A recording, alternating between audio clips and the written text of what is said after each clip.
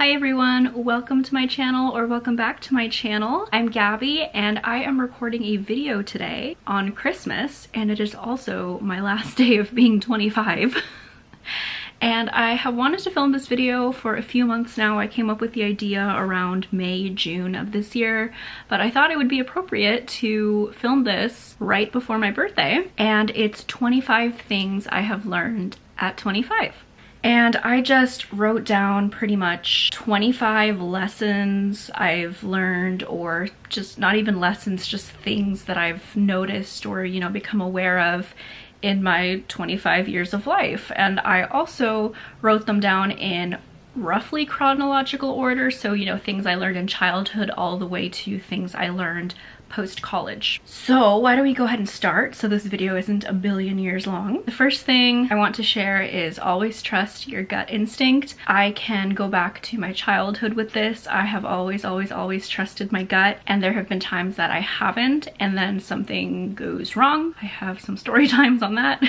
But always trust your gut. If something doesn't feel right, then get out of the situation. Your instinct is pretty much always right. The second thing I learned, and I learned this pretty early, but I've noticed that throughout the years, a lot of people don't learn this until they're in adulthood, is that not all disabilities are visible.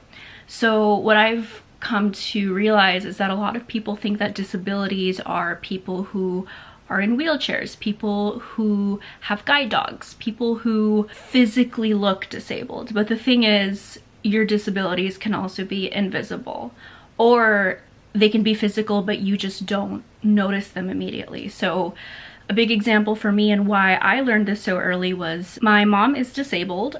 She has severe tendonitis in her wrists, and she also has a problem with her neck and back. So when she's driving, it's really difficult for her to park.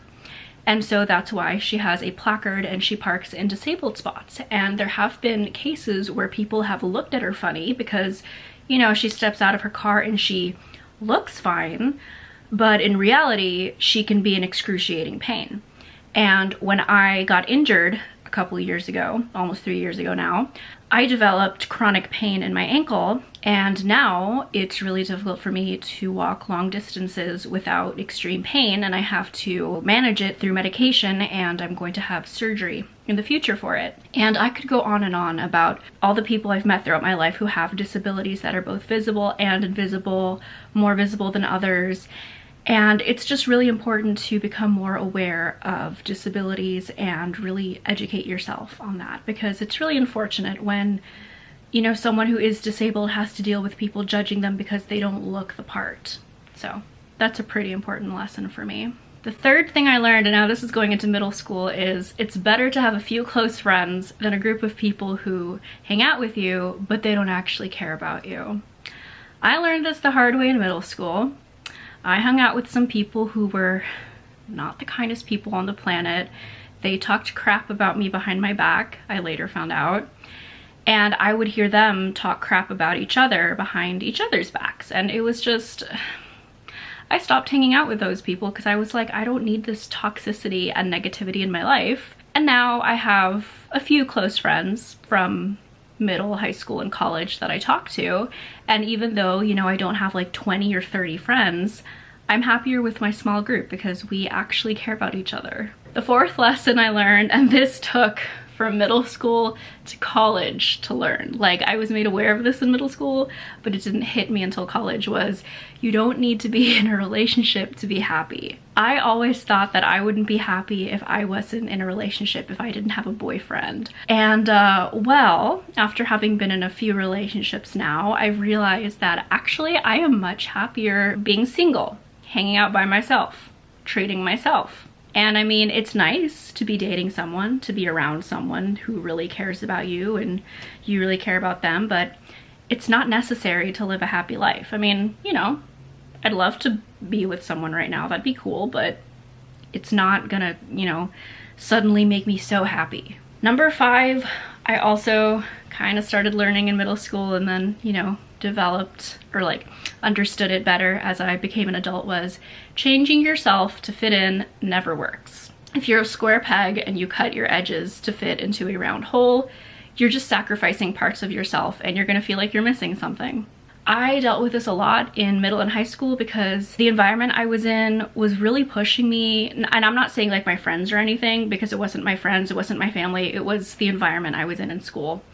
I felt like I was really being pushed to be someone I wasn't and achieve things that I didn't want to achieve or didn't believe in. And after I graduated high school and went off and studied what I really cared about, I realized that, you know, I was really glad that I never gave up on my dreams and I never sacrificed that just to, you know, fit into the standards of society, which in my area was get a high-paying job and make lots of money and be successful. I mean, that's not who I am. I want to be successful. I want to live off my music because that's what I love. I don't need to be, you know, working at a big tech company making, you know, $500,000 a year. That's not going to make me happy. I mean, and I'm not saying it doesn't make other people happy. I'm just saying you should follow your dreams, and, you know, you shouldn't force yourself to be someone you're not, because you're just going to lose yourself. Number 6, bullies are people who are insecure, have hidden issues they're dealing with, and they may not have the capacity for kindness. Started learning this, honestly, I want to go back all the way to elementary school. I realized that the bullies, you know, on the playground, I always realized like they just weren't happy people. And, you know, going through middle school, dealing with bullies there, I wouldn't say I was bullied in high school or college, but elementary school and middle school were pretty bad. And it's interesting because over the years I realized that these people had some serious issues they were dealing with, and their way of coping was taking it out on other people. So if you're dealing with bullying, just know that it's not you, it's them. Number 7, and this is a big one. I still am constantly telling myself this. You can't please everyone. Or to quote Casey Musgraves, you can't be everybody's cup of tea. And you also can't save everyone. I learned this mostly in high school. I wouldn't say I'm a people pleaser, but I like for people to like me. You know, it's not necessary, obviously, but I definitely prefer it. But, you know, not everyone's gonna like you. That's just how the world works. And you also can't save everyone. I feel like that's a deeper conversation probably for another video, but you may feel like you want to save someone, especially if there's someone very close to you, but just know that it's not your place. You can do your best to help and be a support system, but you can't be their superhero. You know, they have to find the superhero in themselves, you know, as cliche as that sounds. Number 8, and I wish more people knew this one. Losing a pet is just as painful as losing a friend or family member, and there's no shame in grieving. I lost both my cats. So I got my first cat when I was 6 and my second when I was about 10, 11. And then my junior year of high school and my sophomore year of college, they passed away. They were both, I mean, one of them had diabetes and he died of a heart attack. And the other, she was very, very old. I think she was 17, 18 when she died. And, you know, when my older cat died, it was over the summer in between college. So I had the proper time to grieve and, you know, just come to terms with the fact that, you know, my cat was no longer here. But in high school, when I lost a pet for the very first time, he passed away on a Friday, and thank goodness I had the weekend. But when I got back to school on Monday, I felt so numb. I felt like I just couldn't concentrate on anything. And the thing is, while my friends and some classmates and some teachers were, you know, very understanding and very sympathetic over what had happened, a lot of people weren't, and were like, you know, it's not like your family member died, like you just need to get over it. And it's like, no, losing a pet is honestly, for some people, it can be worse than losing a family member. I mean, you know, I've lost family members, only one that I was very close to, but my family members that I wasn't very close to, you know, I was sad, but it wasn't like my world came crashing down. And that's exactly how it felt when I lost my cats. My world literally came crashing down. So if you've never had a pet, you probably won't understand what this feels like. But if you do have a pet, or if you've ever had a pet, you know what that heartbreak is like. And I wish more people out there treated it just like losing a human. Because for some people, animals are more important than humans. Sometimes I feel that way. Number 9. Ooh, this one's tough. It's much more painful to have someone you thought was your friend stab you in the back rather than hurt you directly. Yeah, it sucks. When you thought someone was there for you, when you thought someone cared for you, and you know they're hugging you with one arm, but then with their other arm, they're taking a knife and just stabbing it in your back. It hurts. I'd much rather have a friend, you know, say what they feel about me to my face than pretend that they care about me and then just hurt you in the worst possible way.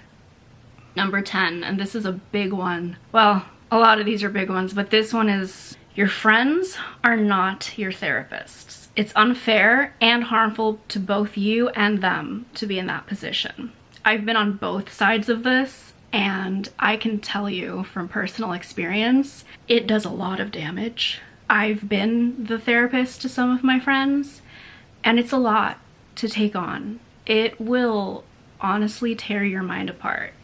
And I have been that friend who made one of my friends pretty much act as my therapist, and honestly, I don't know if things will ever be the same because of that. It's just so unbearably harmful. If you're struggling with mental health issues, please see a therapist, a professional licensed therapist, because they have the tools and the resources to help you. Your friends don't. They want to help you, they want to care for you and, you know, help you get better, but they're not doctors. Sorry guys, my battery died. Okay, number 11. Losing a friendship can be just as or even more painful as ending a relationship. Yeah, I mean, just from personal experience, I'd say that ending friendships for me has been much worse than any of my relationships that have ended. But of course, this is different for everyone. But just know that, you know, there's no shame in feeling absolutely heartbroken over losing a friend. It sucks. Number 12, if you decide to go to college, getting into the best school is nowhere near as important as getting into the best school for you. So what I'm saying is, you don't need to get into Yale or Harvard or Stanford or any of those big name schools.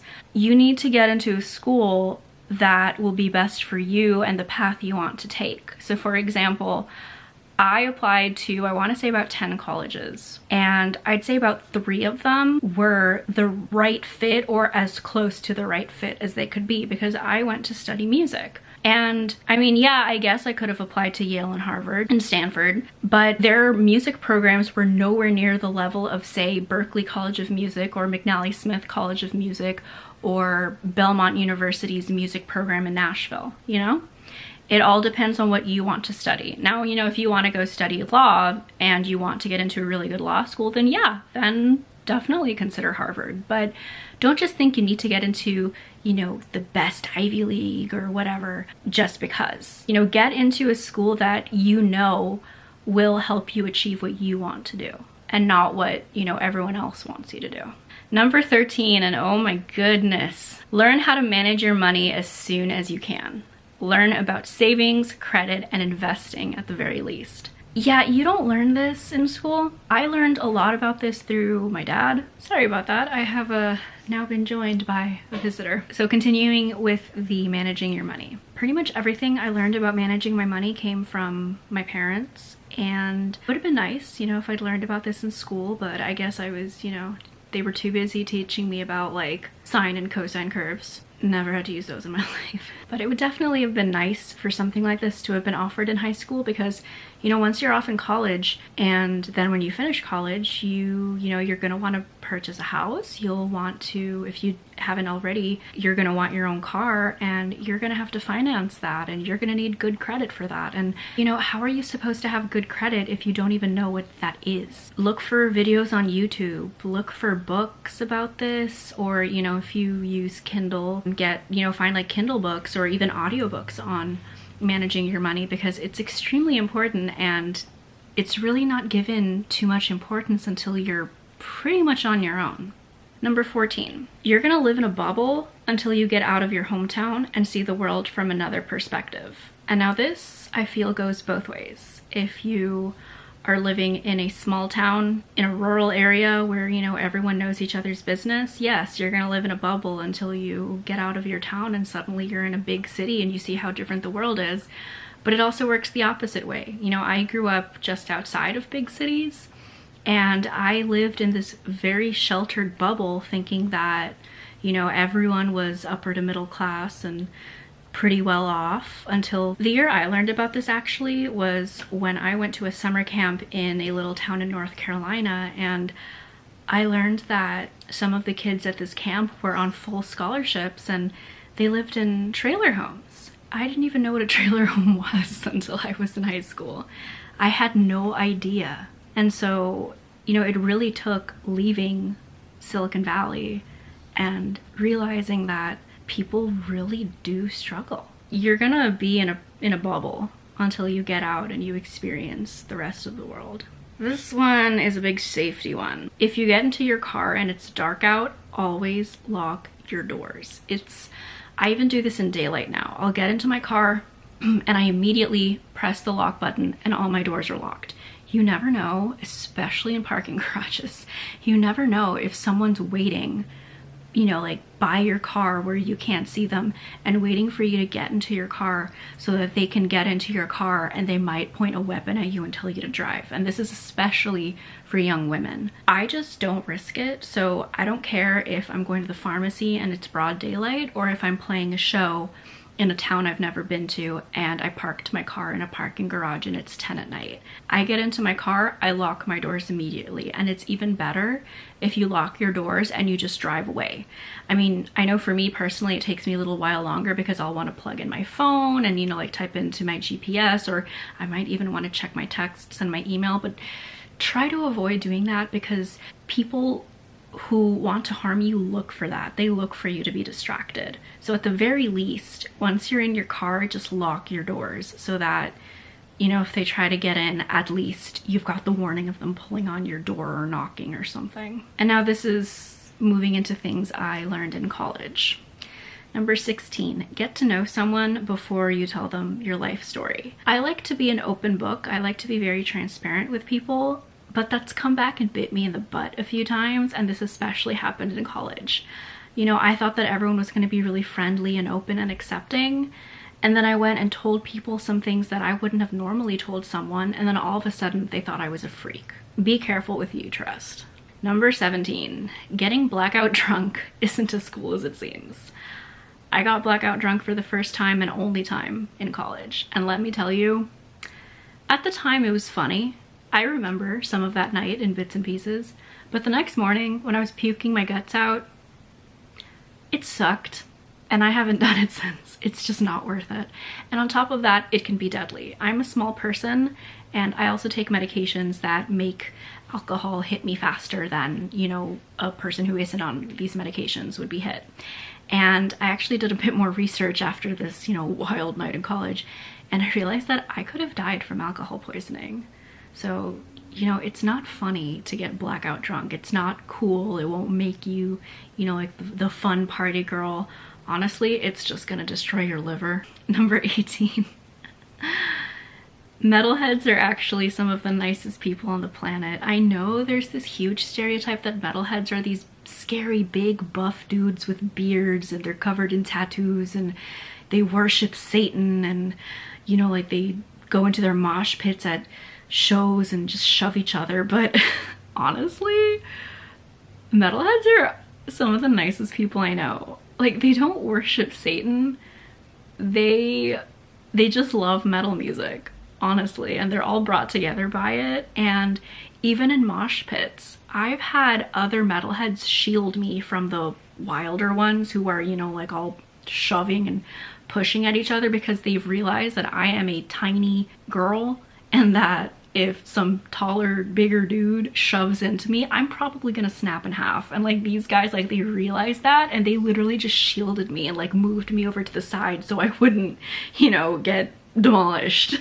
So, and also a lot of my friends from college are metalheads, and honestly, they are such sweethearts. Like if any of you are watching this, I love you guys and I miss you guys so much. Number 19, if you're walking alone and listening to music, always have one earbud out of your ear, or if you have headphones on, have an ear uncovered so you can hear your surroundings. I lived in a downtown area of a capital city for about 3 years, and I quickly learned that if I walked around with both my earbuds in, I could, one, be run over because I wouldn't hear traffic around me. Two, someone could be catcalling me or hitting on me, and then me ignoring them would just cause them to get more aggressive and get up in my face. Now, I still ignore catcallers, but you should at least be aware so that you know where they could be coming at for you. Your hearing is a very important sense. You don't want to have that obstructed. Number 20, working a minimum wage job will make you a more understanding and patient person. I worked a few minimum wage jobs in college and beyond college, and let me tell you, I am much more patient than I was before that. Like in high school, I didn't have a short temper, but my patience was nowhere near what it is now. Once you've worked minimum wage, you realize how unpleasant people can be, and you learn how to deal with that. I think everyone should work a minimum wage job for at least 6 months. I feel like the world would be a better place, honestly. Number 21, and now we're moving into college and beyond. Wear slip-on shoes at the airport. Don't wear Converse. Don't wear high heels.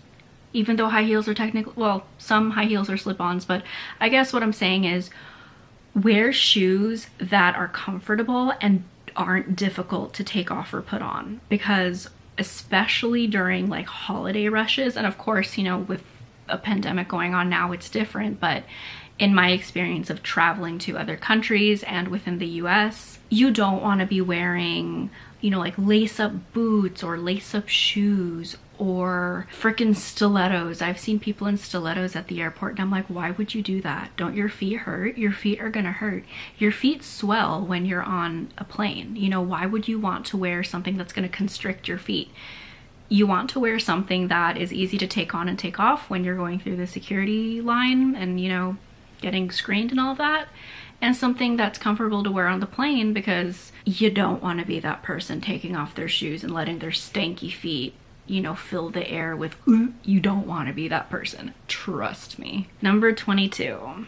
It's true that you get more cynical as you get older and become more aware of how unfair life really is. Yeah, I can definitely say I lived in a world wearing rose-colored glasses, and then once I graduated college and moved back home and, you know, started making a life for myself, I realized just how crappy the world is. I mean, I knew a little bit of this in high school and college too, but once you're on your own, you're like, wow, the world really sucks. But of course, don't let that stop you from trying to make the world a better place. Number 23, and this is more of once you're working at a company that has, that's big enough to have an HR department, HR does not exist to protect you. Let me say that again. HR does not exist to protect you. It exists to protect the company you work for. Oof, I wish I could tell my story about this, but there's legalities involved here, and I can't tell my story. But just know that if you go to HR with an issue, you know, regarding like your coworkers or your boss or whatever, they're probably not going to protect you. They just care about protecting the company and its image. That is all they're there for. That is what they're paid for. Number 24. If you stretch yourself too thin, you'll eventually rip. Over the last few years, I've definitely been stretching myself way too thin, and it's gotten to the point where I just can't function for a few days. I just lay in bed and realize, like, you know, I feel like I've run a marathon, and I need to rewind. I need to just relax for a bit because it's just too much. Don't put more on your plate than you can handle, because I mean, you may feel like, yeah, I can do this and I can do this and I can do this and I can do this, and then all of a sudden you have all these things to do and you don't have time to do them. And then what? You have to start telling people, I'm sorry, I'm sorry, I'm sorry, and then you're just gonna feel really bad. So please don't do that to yourself. You know, just take on what you know you can take on, and then maybe add on and see if you can do it, but don't overwhelm yourself, because that's not good for your health. It's not good for your mental health. It's not good for your physical health. And number 25, there are times where you need to put yourself first. And this can be so hard when you're someone, and I mean, you know, some people are more like this than others, but some people just really want to help people. And they're just always putting other people before themselves. You can't do that. You know, you're important too. You need to take time for yourself. You need to set boundaries. You need to take care of yourself before you can take care of others. So, I mean, of course, you can always, it's good to be a generous and a helpful person, but just know that sometimes it's okay to put yourself first and say, you know, sorry, I need to think of myself first. It's totally okay to do that. That's healthy. That's good. I've had to do that a few times where I'm like, oh, but I want to help like so and so, and it's like, well, or you know, I want to do this or I want to do that, and it's like, well, but think of yourself, like, is it good for you to really do that? Is it safe for you to really do that?